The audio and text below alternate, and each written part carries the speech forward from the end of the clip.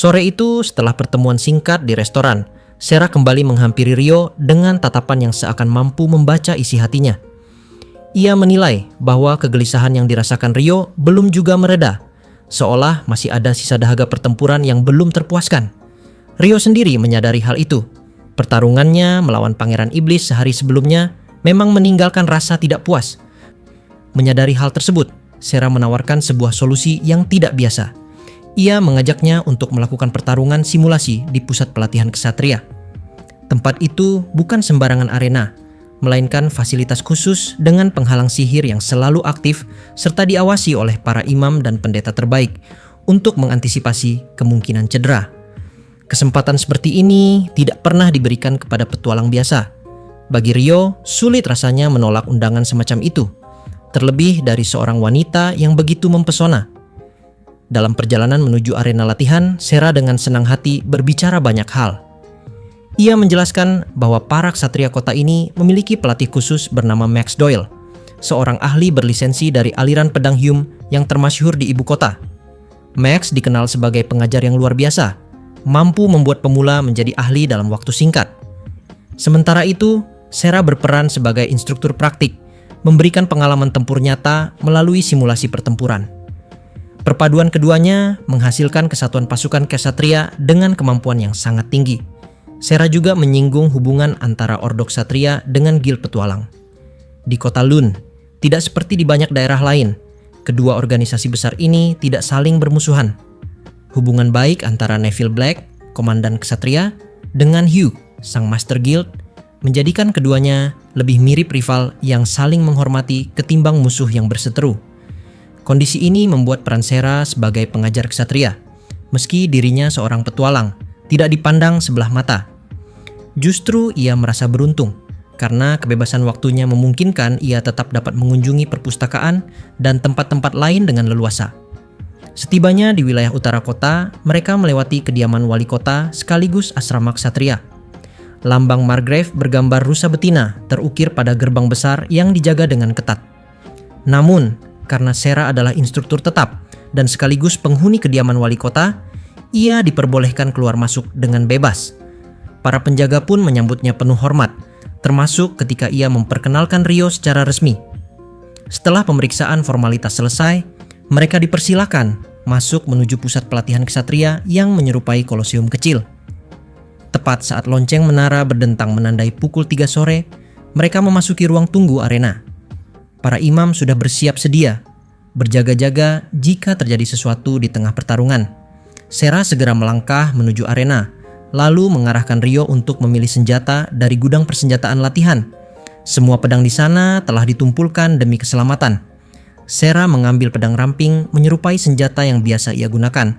Sementara Rio, yang terbiasa dengan pedang murasame bergaya katana, memilih senjata yang paling mendekati panjang dan keseimbangan dari bilah katananya. Saat itulah sebuah pertanyaan muncul di benaknya.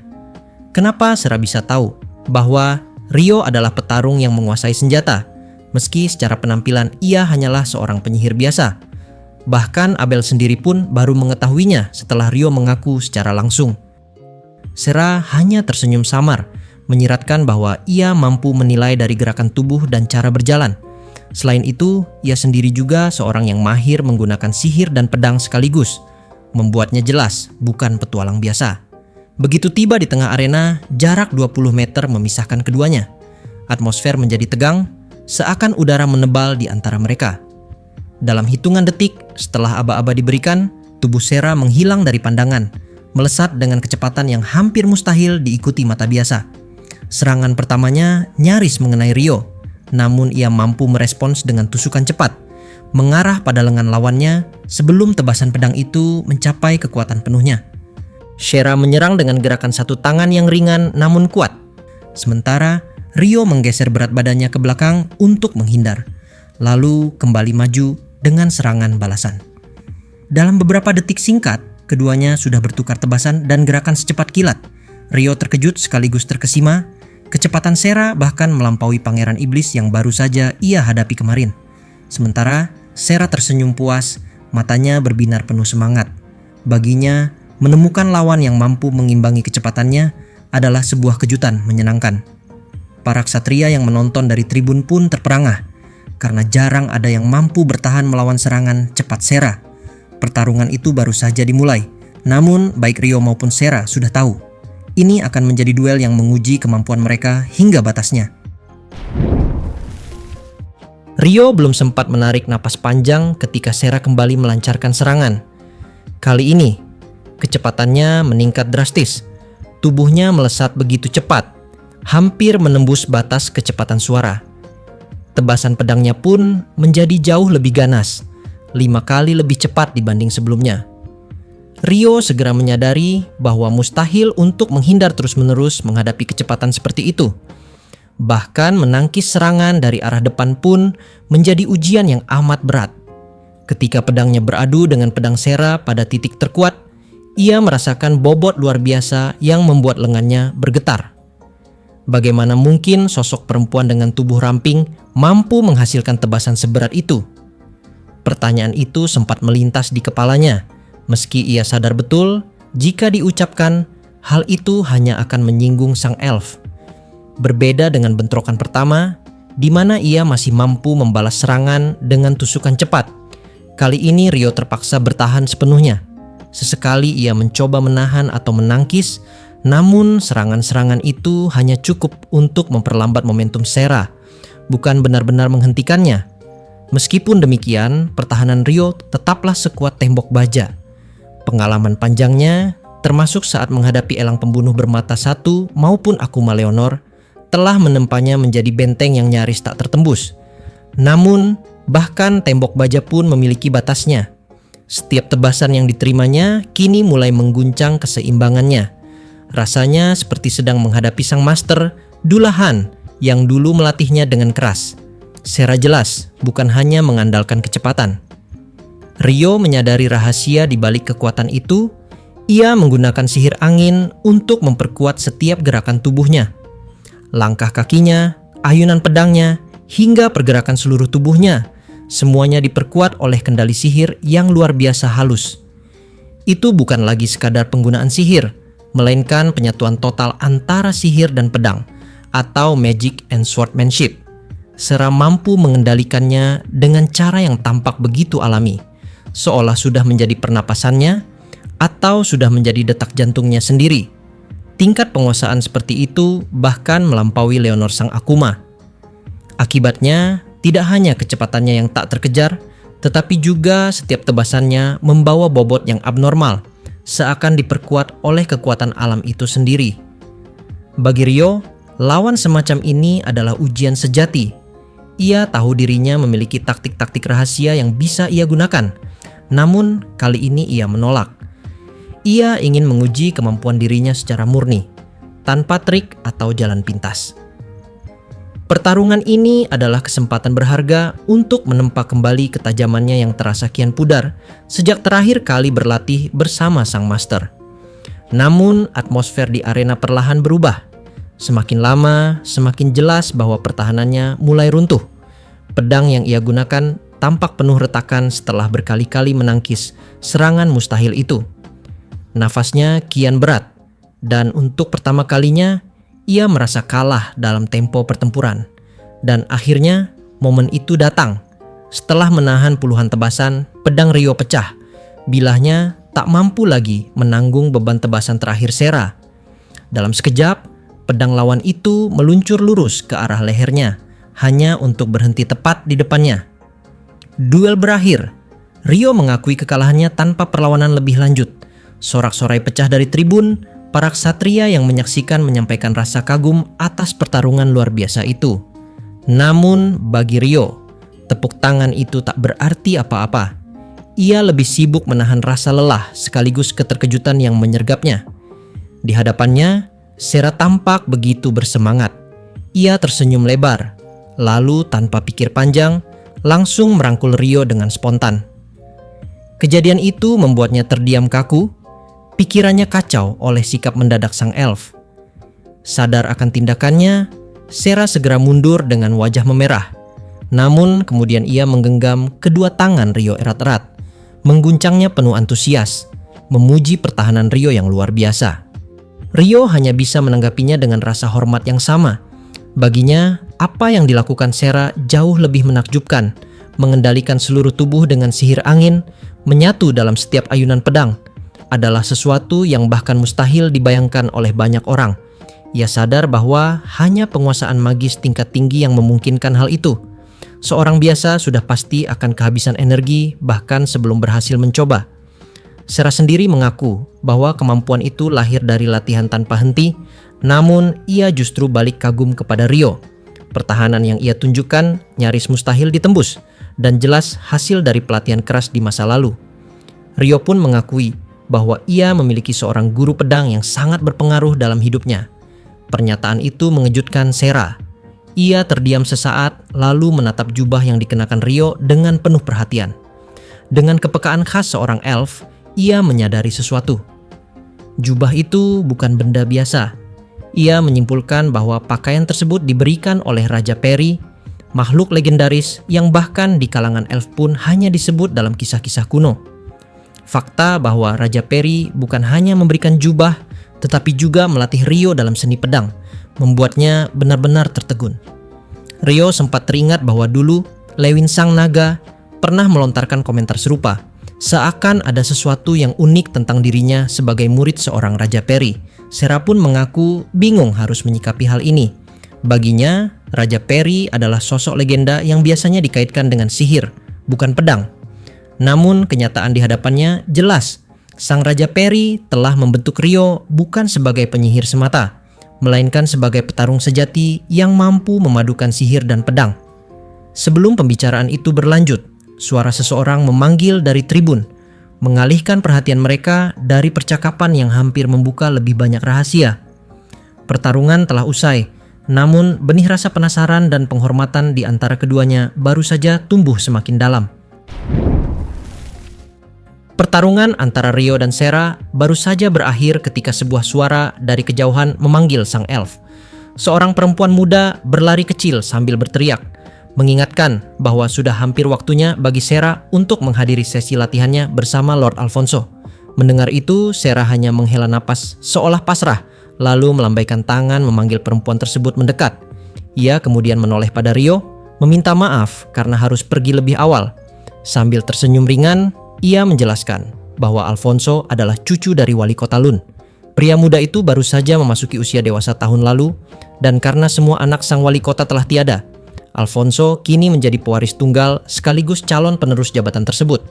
Namun, meski kedudukannya terhormat, sifatnya jauh dari pantas. Dahulu, ia hanyalah pemuda yang malas, tak berguna, dan lebih menyusahkan daripada membantu. Sera bercerita bahwa ia sendiri pernah harus mendisiplinkan Alfonso dengan caranya yang keras. Suatu ketika, pemuda itu mencoba memperkosanya. Namun, bukannya menjadi korban, Sera menghukumnya dengan cara yang amat kejam. Ia mematahkan bahunya menggunakan pedang. Anehnya, ia mengucapkan kisah mengerikan itu dengan nada biasa, seakan itu bukanlah hal penting. Bagi Sera, ancaman itu bukan sekadar omong kosong. Ia bahkan sudah memberitahu wali kota sejak awal bahwa jika Alfonso berani mengulangi perbuatannya, ia sendiri yang akan menghabisi nyawanya. Meski ucapannya terdengar menakutkan, senyumnya tetap lembut dan mempesona, seakan wajahnya tak mampu mencerminkan kebengisan yang baru saja ia ceritakan. Kontras yang begitu mencolok itu membuat Ryo terdiam. Ia sadar, di hadapan perempuan seperti ini, langkah terbaik adalah selalu berhati-hati dan menjaga sikap sebaik mungkin. Tak lama, perempuan muda yang tadi memanggil akhirnya tiba di arena. Ia bernama Raelita, seorang pelayan di kediaman wali kota. Sera mengenalkan Ryo kepadanya dengan singkat, menekankan bahwa ia adalah seseorang yang penting baginya, sehingga Raelita harus memastikan ia diantar dengan benar sampai ke gerbang. Setelah itu, tanpa menunggu lebih lama, Sera melompat dan tinggi ke arah pintu keluar dan menghilang dengan kecepatan luar biasa. Tidak diragukan lagi, ia menggunakan sihir angin untuk mempercepat langkahnya. Kini yang tersisa hanyalah Ryo dan Raelita. Perempuan muda itu sempat terdiam, tampak kebingungan setelah mendengar betapa pentingnya Ryo di mata Sera. Wajahnya membeku, mulutnya sedikit terbuka, seakan belum bisa percaya dengan ucapan sang elf. Namun begitu Ryo menyapanya, ia tersadar kembali dan segera memperkenalkan diri secara sopan. Dengan sikap hormat, ia menawarkan diri untuk mengantar Rio keluar. Mereka pun mulai berjalan bersama meninggalkan arena. Namun sepanjang perjalanan, Relita terlihat tidak tenang. Bibirnya terus bergerak, seakan menggumamkan sesuatu berulang-ulang, hampir seperti doa atau mantra. Kata-kata itu begitu pelan, sehingga Rio tidak mendengarnya. Namun, jika saja ia memperhatikan, ia akan tahu bahwa pelayan muda itu sedang terus mengulang kalimat yang sama, tentang betapa pentingnya Rio bagi Sera. Dalam perjalanan menuju gerbang, setelah meninggalkan pusat latihan kesatria, langkah Rio bersama Relita tiba-tiba terhenti oleh sebuah kereta yang berhenti tepat di hadapan mereka. Pintu kereta terbuka, dan dari dalamnya turun seorang pria yang sudah sangat dikenalnya, Hugh, sang Master Guild. Ternyata ia baru saja selesai melapor kepada wali kota dan kini hendak kembali ke guild. Melihat Rio, Hugh langsung menyapanya dengan nada akrab, seolah pertemuan itu hanyalah kebetulan biasa.